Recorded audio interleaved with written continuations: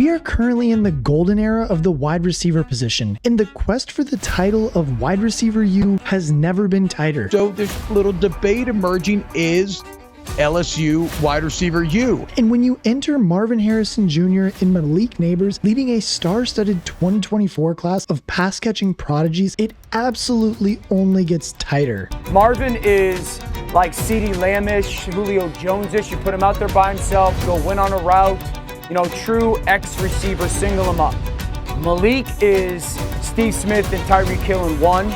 Skill-wise, like, he is violent with the football. He is wildly explosive. These two dynamic athletes come from colleges celebrated for producing football playmakers with finesse and style. Top 5 wide receiver schools in college football. Ooh. Now, when it does come to evaluating these colleges, it comes down to plenty of different factors. Do you want the consistent production out of a blue chip talent from Alabama? Alabama is wide receiver U. Jalen Waddle, Jameson Williams, Julio Jones, Amari Cooper, Devontae Smith, Jerry Jeudy, Calvin Ridley. Like, the list goes on and on and on. They've had 8 wide receivers drafted in the first round. That's the most out of any school. And because of that, I got to say Alabama. Or the higher profile names that have come from LSU. I believe I'm wide receiver 1. You know, I play outside, I play the slot. You know, I'm able to go against, 6 DBs in the game, still win against a lot of those DBs, still, get 100 yards a game, catch about 2 touchdowns a game. In the SEC? Yes, sir. At the SEC, the highest level, to play the football in college. Or, is it something in between that you value more? And now there are several different colleges that we could be talking about when it comes to this award that we do want to give out to them.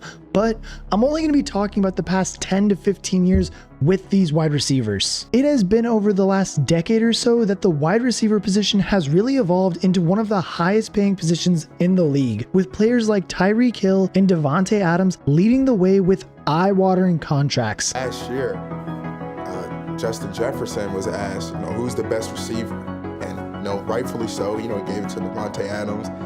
But he told people last year, he said, after next year, he said it's going to be me. Hill's $30 million contract last year was the 3rd most of any non-quarterback, with Adams' $28 million coming in at 5th amongst non-quarterbacks. Our favorite colleges have been churning out elite prospects over the recent years, fueling an NFL which has become much more of a passing league. But which college has the best track record of production in the NFL? It's time to crown your wide receiver U. And while not many people will be talking about Ole Miss or Oklahoma, we are going to give them an honorable mention here because they honestly have produced some pretty good talent in the recent years. Ole Miss is getting an excellent representation in the NFL from A.J. Brown and DK Metcalf, who were both taken in the 2nd round of the 2019 NFL Draft. Both have been named second-team All-Pro players and have won multiple Pro Bowls, with each of them also posting over 5,000 yards and 40 touchdowns in the first 5 years of their careers. The pair has been thrilling to watch on the gridiron, boasting a rare combination of speed and size that makes their 2nd round selections almost look like a true bargain right now. And don't get me wrong, the fact that these two guys do bring their stock up so high does really help them out, but the fact that their 1st round selections that are represented here over the past 15 years absolutely stink. The most famous one that I can think of is Laquan Treadwell, who coming out of college was compared to DeAndre Hopkins, but the production was far from that. You see this young man being a playmaker, a game changer at the next level on Sundays? I really do. I like what I see on the football field. A pretty big body that can run good routes, that can position himself and also make plays. He had a career best of 434 yards, and that just clearly isn't going to cut it, especially when this comes in your 6th season, and it's not even from the team that did draft you. Overall, though, Ole Miss has had 8 wide receivers drafted in the last 15 years, which is 4 less than Oklahoma's 12. The Sooners also doubled their numbers of 1st rounders, with both Marquise Brown and CeeDee Lamb being day 1 selections. And Lamb is the absolute cream of the crop here, going down as one of the best wide receivers to be featured in this video altogether. together. He is fresh off of a dominant 1,749-yard season where he was named a first-team All-Pro, backing up a second-team All-Pro nomination in the last 3 years and 3 Pro Bowls. But on the other hand, Marquise Brown still has yet to really live up to that hype that everybody's wanted him to. After a frustrating start to his career in a run-first offense in Baltimore, Brown has topped 1,000 yards just once and is now aiming to reinvigorate his career in Kansas City. Other notable names from Oklahoma do feature Sterling Shepard and Marvin Mims. Oh my goodness, that ball was caught! Marvin Mims! With Mims potentially getting more of an opportunity to show what he can do this year, with Jerry Jeudy now being out of the picture. Another one that honestly might be a bit of a hot take here is Clemson, who does miss my top 4 by just a slight margin. Overall, the Clemson Tigers have produced 12 drafted wide receivers in the last 15 years, with 3 of them going in the first round, headlined by 5-time Pro Bowler DeAndre Hopkins. Between 2017 and 2019, Hopkins was a first-team All-Pro player 3 years in a row, adding in a second-team All-Pro selection in 2015 and 2020. And I mean, when you look at the list of these other guys that have came out of Clemson, it's honestly really impressive, with guys like T. Higgins, Hunter Renfrow, Mike Williams, and now Sammy Watkins too, who's managed to kind of resurrect his own career. Of these guys though, surprisingly, Renfrow is the only one to see a Pro Bowl selection, but I mean, one has to surely think that T. Higgins is right behind him. Watkins is one of the 3 first rounders to come from Clemson, and whilst his career has underwhelmed, he did play a pivotal role in helping Kansas City secure the Super Bowl in the 2019 season. 288 yards and a touchdown is impressive stuff for that postseason run. It's just honestly a little bit of a shame that he couldn't recreate that magic during the rest of his career. At number 4 on our list, we have the USC Trojans, who have seen 12 wide receivers drafted in the last 15 years, with 3 of them coming in the first round. Nelson Aguilar is one first rounder who is better forgotten, honestly, though. Assisting people down, my man just started throwing babies out the window. We was catching them, unlike Aguilar and his mishaps. I like to put that out there. But Drake London and Jordan Addison as the other 2 make a strong case as headline names. London absolutely erupted in his final year as a Trojan, winning the Pac-12 Offensive Player of the Year award, and I mean, he showed flashes of excellence in the pro game as well. But thanks to the great quarterback in Desmond Ridder that the Falcons have had, it's honestly handicapped his career a little bit. A breakout season is surely on the way now though, that Kirk Cousins is taking over for quarterback for the Falcons. Jordan Addison's story is caveated by the fact that he started his college career as a Pittsburgh Panther, where he won the Blitnikoff Award in 2021 for his 1,593-yard season and 17 touchdown effort. He then transferred to USC, which tells you all you need to know about the perception of their wide receiver room. After becoming the Trojans' most recent first-round offering, Addison enjoyed a very nice rookie season. Honestly, probably put together the best rookie season out of the wide receivers that were drafted last year, collecting 911 yards and 10 touchdowns as a second option behind Justin Jefferson. And for those efforts, he was selected to the all-rookie team. And I mean, these last 2 guys that were just mentioned both got drafted in the first round of the draft, which honestly tells you all you need to know about the Trojans wide receiver room. But I think a big reason that the wide receiver room of USC is so well respected is because of the 2 guys that were drafted years prior. In 2020, Michael Pittman was selected by the Indianapolis Colts in the 2nd round, and in 2021, Amon-Ra proved to be the best value of the lot as he became a Detroit Lion in the 4th round. Both players have turned out to be elite possession receivers, with Pittman just shining a shiny new contract with the Colts. Receivers blocking is a big part of it, right? Receivers, RPOs, going to catch the ball over the middle in traffic and take hits and do that like A.J. Brown does. That's important, right? So I think he fits them and their culture and what they want to do. And Amon-Ra notching 2 Pro Bowls in a first-team All-Pro nomination already. And like just when you thought they were done, the case for USC then gets even stronger when you consider they've already produced Robert Woods and Juju Smith-Schuster, along with another Biletnikoff winner in Marquise Lee. And now, yes, I know he didn't develop into a great NFL player, but his dominance in college shows just how powerful this Trojans program is. And when you add in the fact that they've already sent 4 studs into the NFL, I mean, there's no doubt that USC belongs on this list. And I know that their stars are a little lackluster, but I mean, comparing them to this next college, there's just absolutely no way you could put USC any higher on this list. And now I know this next one, honestly, you guys are probably going to give me a little backlash for at number 3, but with the other colleges ahead of them, there's absolutely no way that you can put LSU any higher than number 3 on this list. And look, I know LSU has had 15 wide receivers drafted in the last 15 seasons, but of those 15 guys, 3 of them were first rounders, and they've gone on to put pretty solid careers together so far, I'd say. Like I said, it's really close between all 3 of the top at this list, and I mean, if Malik Neighbors and Brian Thomas Jr. take to the league as many expect them to, there will certainly be even more of an argument to move this college up higher. But Malik Neighbors is an incredible wide receiver. Best route runner, best explosion and speed, best yak. The dude is a star, and he could be the best Z, the best X, or the best slot jitterbug in the draft. He's Jamar Chase-ish coming out. DJ Moore-ish coming out. Can catch a slant and go for 70.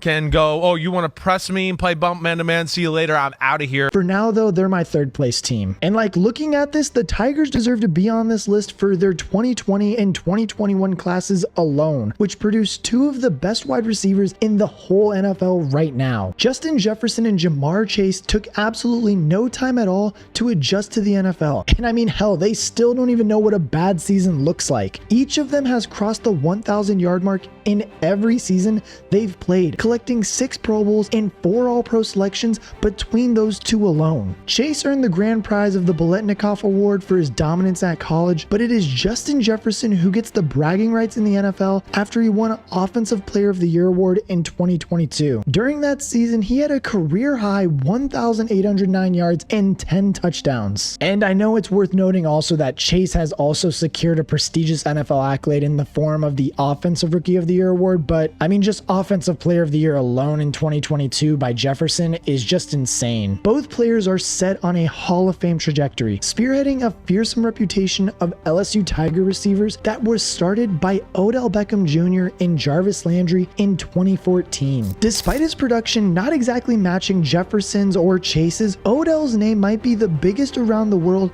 thanks to his remarkable viral catch. He was a true superstar of the NFL during his early years, winning the Offensive Rookie of the Year award and racking up 3 Pro Bowls and 2 second-team All-Pro selections. Injuries then made life tricky for Beckham, but he still bagged a Super Bowl ring with the Rams at the beginning of 2022. Living slightly in the shadow of Beckham was Jarvis Landry, who came out of LSU 1 round later than Odell in 2014. Landry has been a rock-solid pro, posting 7,870 yards, resulting in 5 Pro Bowl selections. But below those 4 guys, honestly, I mean, there's a couple names that you could recognize that include DJ Shark, Russell Gage, Terrence Marshall Jr., and Kashon Boutte, who was selected in the 6th round of the 2023 draft. And I mean, this is honestly the fact that makes them drop down so low, is because their talent after those top 4 guys that I mentioned just completely falls off the table. But like I said, with Malik Neighbors and Brian Thomas Jr. set to go in the 1st round this year, a promotion honestly could be well on the way for LSU. And honestly, it was tough for me not to make this next college number 1, considering that they have 8 first rounders from 11 wide receivers drafted in the last 15 years. But I mean, Alabama definitely beats out the LSU Tigers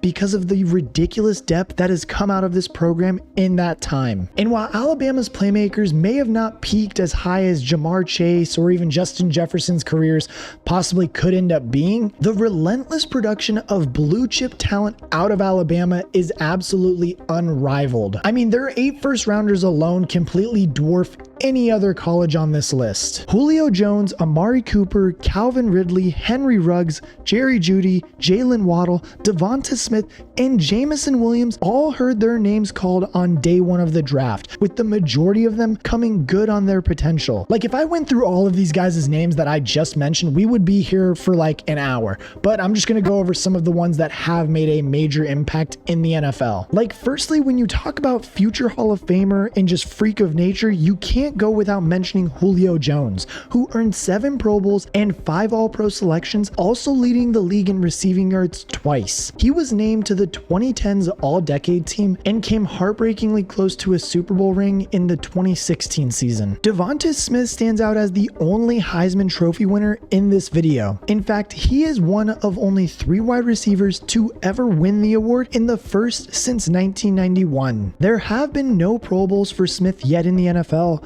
but he has proven to be an elite number 2 option behind AJ Brown in Philadelphia, thriving whenever increased opportunities are sent his way. Amari Cooper is the proud holder of the Biletnikoff Award and 5 Pro Bowls. Ridley has been selected as a second-team All-Pro player, and Jalen Waddle has made the All-Rookie team. All of these guys have enjoyed multiple seasons with over 1,000 yards and look set to continue in 2024. Like, I mean, even when you look at the B-tier list of this name with guys like Jameson Williams and Jerry Jeudy, those guys are still pretty elite in the NFL right now. I know Jameson Williams hasn't done anything great yet, but Jerry Jeudy could easily become a superstar after he just signed his new contract in Cleveland. And like I said earlier, when it comes to consistent production of talented wide receivers, it doesn't get much better than Alabama. Julio is one of the greatest to ever play the position, but they are just missing another talent like him to give them the number 1 spot. And winning the title of the wide receiver U, in my personal opinion, I'm gonna have to say it goes to Ohio State. Over the past 15 seasons, Ohio State has seen 15 wide receivers get drafted,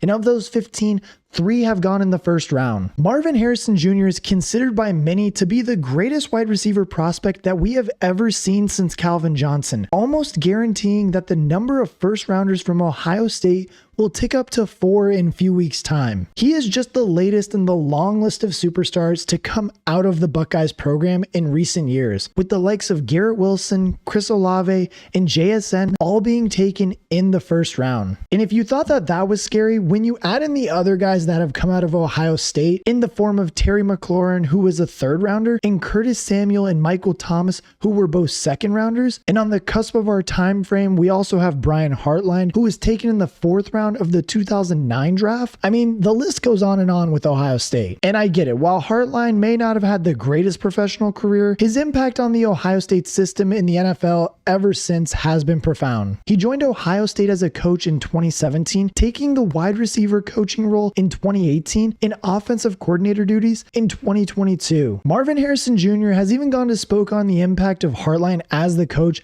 as one of the reasons he wanted to become a Buckeye in the first place. And the output from the Buckeyes receivers over the recent years shows why. Garrett Wilson was the Offensive Rookie of the Year after posting 1,103 yards in New York, despite having an awful quarterback situation to deal with. And even Chris Olave, my Saints' number 1 wide receiver, has also surpassed 1,000 yards in each of his 2 seasons in the NFL, which was enough for him to join Wilson on the All-Rookie team. JSN has even found himself in the starting lineup at times, but it is tough when he has guys like DK Metcalf and Tyler Lockett ahead of him, and he did also have to battle through injury in his rookie year, but was able to show flashes of excellence. Like, I mean, even before Hartline was a coach, they were still dishing out superstars. Michael Thomas posted over 1,000 yards in each of his first 4 seasons, culminating in a 149 catch, 1,725 yard season in 2019 that won him the Offensive Player of the Year award. He also collected 2 first-team All-Pro selections and 3 Pro Bowls before faking injuries and figuring out that he didn't need to even play to earn his $100 million contract. But I'm not salty about it at all, as you can see as a Saints fan. But when you add in another young Pro Bowler in Terry McLaurin and Curtis Samuel to wrap up things, it is a truly remarkable stable of receivers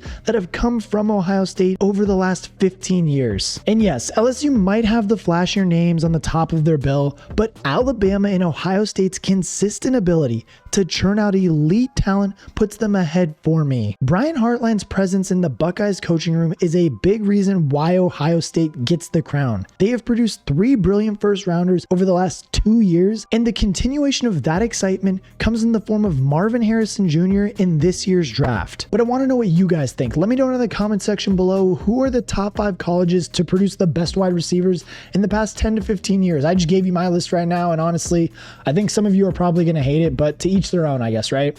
If you guys haven't already, also make sure that you join my Discord over there. We're building a community of just some major football heads that just want to constantly talk football and all the things about that, with the draft coming up and talking about how Caleb Williams will be a bust, or maybe he won't be a bust, but who knows? We'll find out in a couple weeks. But until then, I'll catch you guys in the next one.